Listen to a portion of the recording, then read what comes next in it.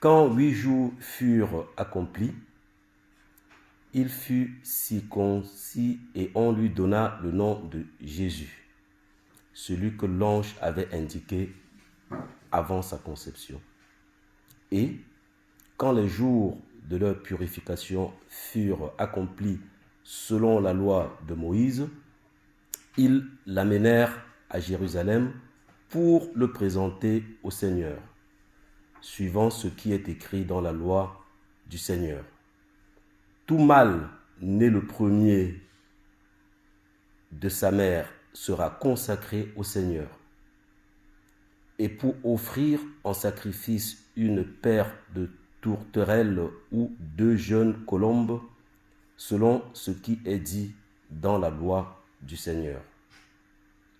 Or, il y avait à Jérusalem un homme du nom de Siméon. Cet homme était juste et pieux. Il attendait la consolation d'Israël et l'Esprit Saint était sur lui. Il avait été divinement averti par l'Esprit Saint qu'il ne verrait pas la mort avant d'avoir vu le Christ du Seigneur. Il vint au temple, poussé par Jésus pour accomplir à son égard ce qui était en usage d'après la loi. Il le prit dans ses bras, bénit Dieu et dit : « Maintenant, Maître, tu laisses ton esclave s'en aller en paix selon la parole, car mes yeux ont vu ton salut, celui que tu as préparé devant tous les peuples, lumière pour la révélation aux nations et gloire de ton peuple Israël. »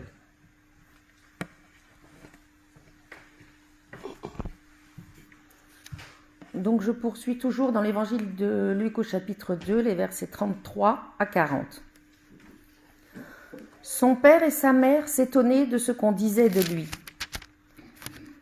Siméon les bénit et dit à Marie, sa mère : « Celui-ci est là pour la chute et le relèvement de beaucoup en Israël, et comme un signe qui provoquera la contradiction. Et toi-même, une épée te transpercera, de sorte que soient révélés les raisonnements de beaucoup. » Il y avait aussi une prophétesse, Anne, fille de Phanuel de la tribu d'Aser. Elle était très avancée en âge. Après avoir vécu 7 ans avec son mari depuis sa virginité, elle était restée veuve. Âgée de 84 ans, elle ne s'éloignait pas du temple et prenait part au culte, nuit et jour, par des jeûnes et des prières. Elle aussi survint à ce moment même. Elle louait Dieu et parlait de l'enfant à tous ceux qui attendaient la rédemption de Jérusalem. Lorsqu'ils eurent accompli tout ce que prescrivait la loi du Seigneur, ils retournèrent en Galilée, à Nazareth, leur ville. Or, l'enfant grandissait et devenait fort. Il était rempli de sagesse et la grâce de Dieu était sur lui. Seigneur, que ta parole soit parole de vie.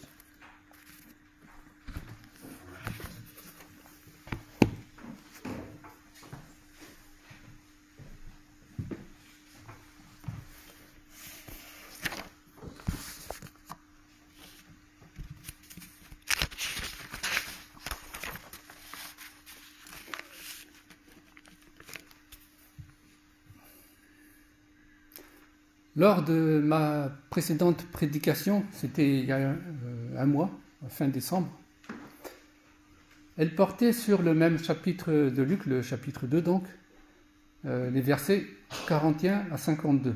Donc c'est la suite en fait. Donc ce passage-là parlait de Jésus au temple. Il était assis au milieu des maîtres et il les écoutait, il les interrogeait. Et ces maîtres-là, ils étaient étonnés, fascinés par l'intelligence de Jésus. – Alors qu'à ce moment-là, Jésus avait 12 ans. Et le lectionnaire d'aujourd'hui propose les versets précédents, la période où Jésus venait de naître. Et par hasard, j'étais en train de chercher quelque chose, j'ai regardé le calendrier avec les éphémérides, et j'ai vu aujourd'hui qu'on ne fête pas un prénom. Et je vois que c'est marqué présentation. En fait, 40 jours après Noël, c'est la Chandeleur, la fête des chandelles. C'est une fête païenne et latine qui a été reprise par les catholiques,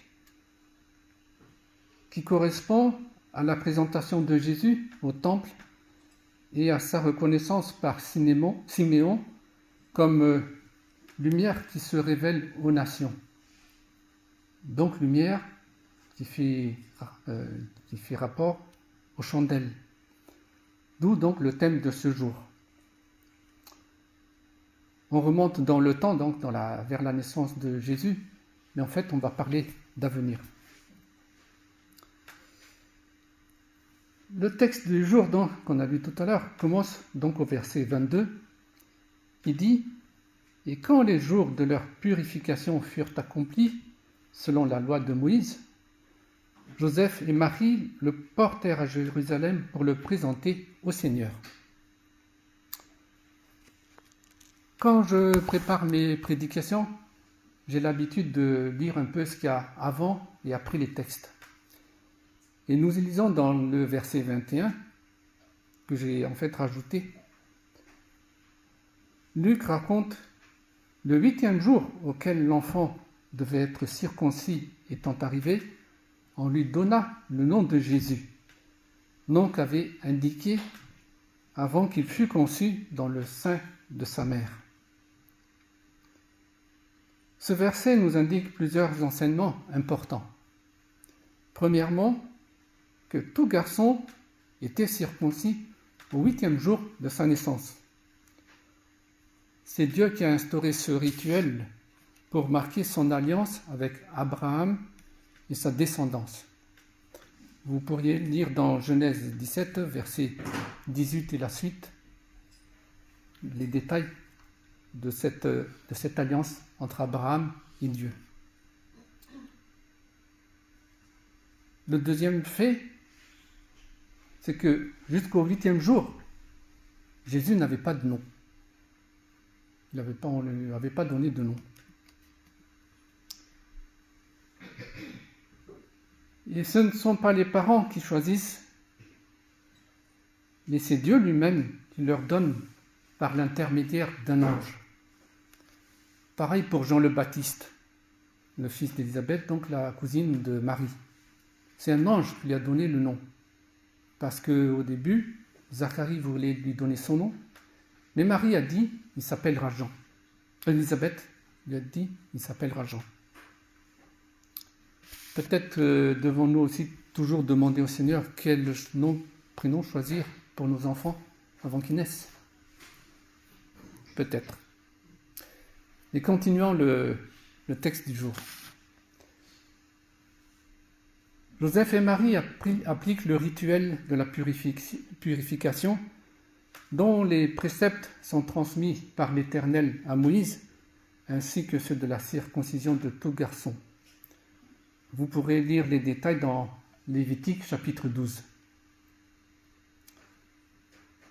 Dans Exode 13, verset 1, l'Éternel dit à Moïse, « Consacrez-moi tout aîné, tout premier-né parmi les Israélites, tant des hommes que des animaux. Il m'appartient. » Joseph et Marie ne dérogent pas à la règle dictée par Dieu. Tout comme Abraham circoncit son fils Isaac à l'âge de 8 jours et il s'apprêtait à l'offrir en sacrifice. Vous connaissez la suite, Isaac fut remplacé au dernier moment par un bélier. Et pour leur part, en guise de sacrifice, Joseph et Marie offrirent non pas leur fils Jésus, mais un couple de tourterelles ou 2 jeunes pigeons comme il est indiqué aussi dans Lévitique chapitre 12. Joseph et Marie amenèrent donc leur petit enfant au temple pour accomplir à ce sujet ce que prescrivait la loi.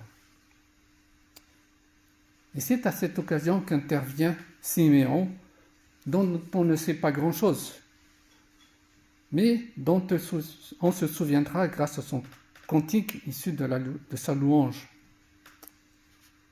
Il disait « Mes yeux ont vu ton salut, celui que tu as préparé devant tous les peuples, lumière pour éclairer les nations et gloire d'Israël, ton peuple. » Cette louange n'est pas anodine, car Siméon fait référence à une prophétie d'Ésaïe, lorsque ce dernier évoque le Messie à venir. Ésaïe dit « Je t'ai destiné à être la lumière des nations, afin que mon salut soit présent jusqu'aux extrémités de la terre. » Donc Ésaïe 49, verset 6. Siméon est heureux de discerner le processus messianique en marche. Par ailleurs, Luc, qui est d'origine grecque, sera présent avec Paul, lui qui est juif, bien des années plus tard, pour porter l'évangile jusqu'à Rome, extrémité de la terre en ce temps-là, et centre du monde, connu de par sa puissance dominatrice sur toute la Méditerranée. C'est ce Luc qui accompagnera donc l'apôtre des païens à vérifier les propos de Siméon, les prophéties d'Ésaïe, que reprend Paul dans l'acte 13, verset 47. Tel est le projet de Dieu, apporter la lumière jusqu'aux extrémités de la terre, comme nous le demande Jésus lui-même dans Matthieu 28, verset 19. « Allez, faites de toutes les nations des disciples, baptisez-les au nom du Père, du Fils et du Saint-Esprit. » Luc nous dit que Siméon est juste et pieux. Siméon signifie « Dieu a entendu ». Il a reçu une révélation. Il verrait le Messie avant de mourir. Il verrait le Messie avant de mourir. Et je vais faire un petit sondage. Il y aura 3 questions. Un petit sondage, mais je vous demande pas de répondre tout de suite, mais de répondre au fond de vous-même. Qui veut voir le salut et partir en paix? Qui veut voir le salut et partir en paix? Bon, je suppose que la réponse est unanime. Mais c'est à vous de répondre. Il y a un verbe dans les propos de Siméon, recevant l'enfant Jésus, intéressant à plus d'un titre. C'est le verbe « préparer ». Dieu a préparé. Si on remonte au chapitre précédent de l'évangile de Luc, on trouve la visite de l'ange chez Marie. Mais avant l'annonce de Marie, il y a celle faite à Zacharie dans le temple aussi. La préparation de Dieu est un chantier ouvert depuis longtemps. Il couvre toute l'histoire d'Israël évoquée à la fin du cantique de Siméon, avec en finale la gloire de cette nation. L'enfant est l'aboutissement de l'alliance entre Dieu et son peuple. L'enfant accueilli au temple signale la fin de la préparation du salut. Les prophéties sont accomplies. Selon Siméon, nous ne sommes plus dans la promesse, mais dans la constatation que le processus du salut est en marche.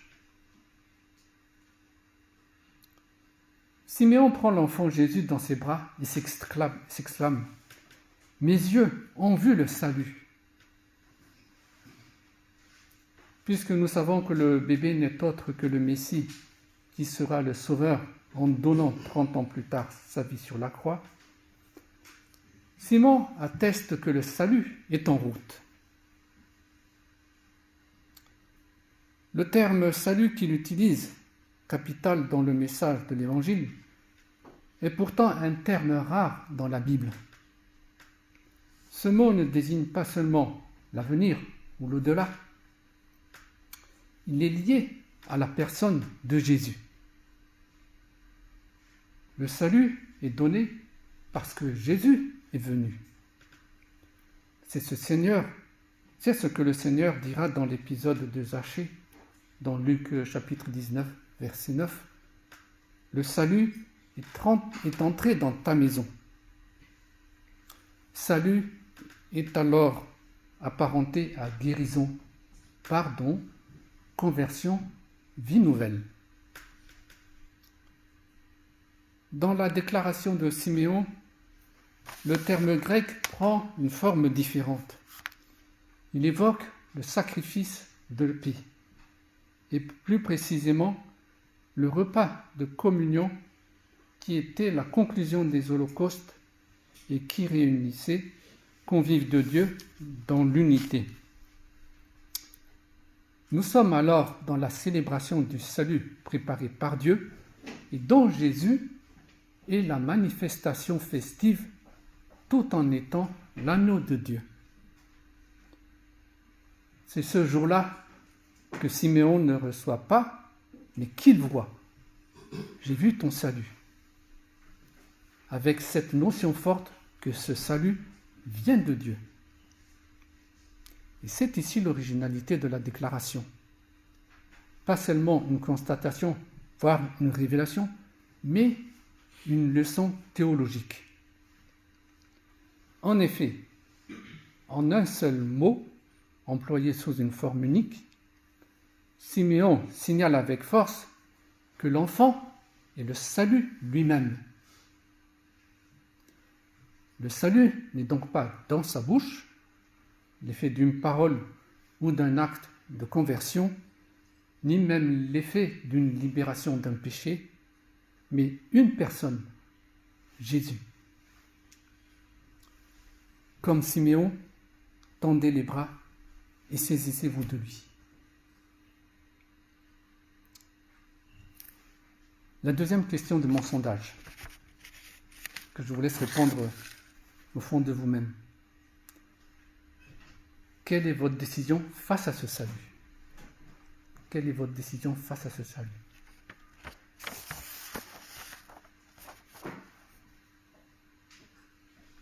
Mais finalement, c'est quoi le salut alors?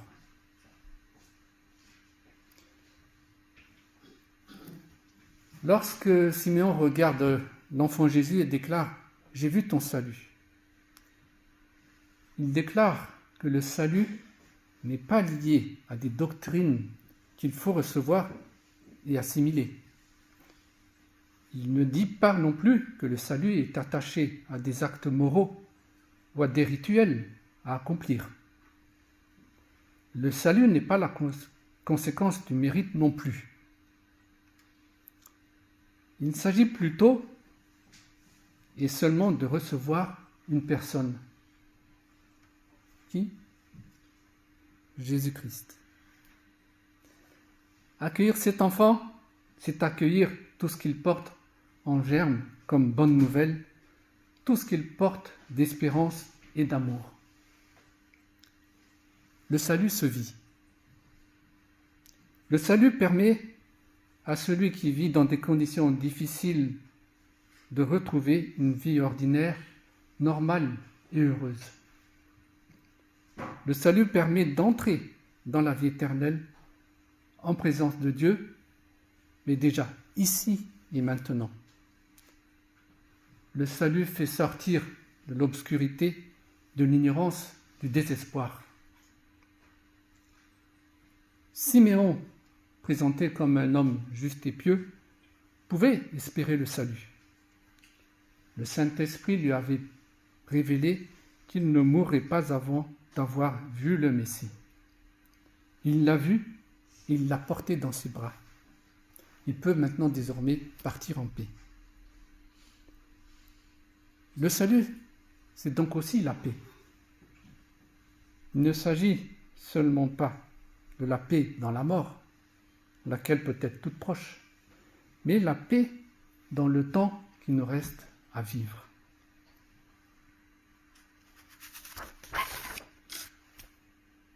Alors, voici la troisième question de mon sondage. Qui a la certitude d'avoir le salut?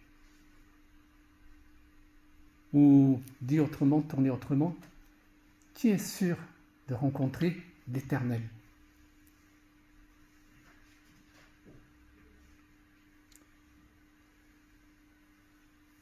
Jésus a dit dans l'évangile de Jean, chapitre 14, verset 27, « Je vous donne la paix, je vous donne ma paix. » Il s'est donné pour nous, il s'est sacrifié pour nous.